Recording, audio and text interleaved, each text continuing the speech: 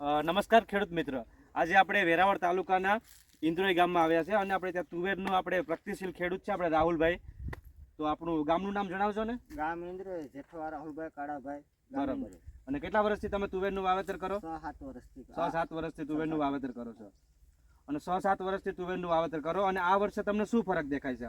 આ વખતે મને ઘણો બધો ફરક દેખાય છે. એટલે ફ્લાવરિંગમાં ને અત્યારે તમે જોઈ શકો છો કે ફ્લાવરિંગમાં ને બધું સારું દેખાય. અત્યારે તમે જોઈ શકો છો બરાબર કે ફ્લાવરિંગ પણ સારું એવું આવેલું છે અને ક્રોપ પણ આપણે હેલ્ધી છે. બાજુમાં બી તુવેરનું વાવેતર કરેલું છે, એમના કરતાં લેટ વાવેતર છે તો પણ એમના કરતાં થોડુંક એવું સારું એવું દેખાય છે એમને. તો આપણે દવાની ને કઈ રીતના મારો છો?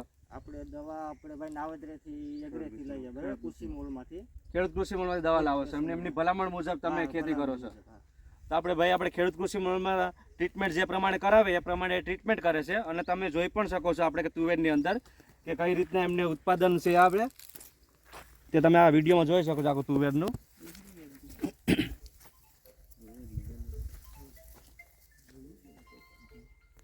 તો તમે બીજા ખેડૂત મિત્રોને શું ભલામણ કરશો?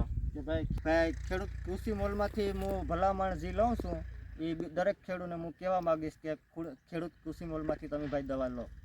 બરોબર, એમની સારવાર મુજબ તમે કરો તો તમને એવું સારું એવું રિઝલ્ટ મળ્યું છે. રાહુલભાઈને પણ સારું એવું જો ભાઈ અત્યારે ફ્લાવરિંગ ને આવેલું છે તો તમે પણ જો આવી રીતના ઉત્પાદન લેવા માંગતા હો અવશ્ય તમે ભાઈ ખેડૂત કૃષિ મોલની મુલાકાત લેજો. અવશ્ય મુલાકાત લો.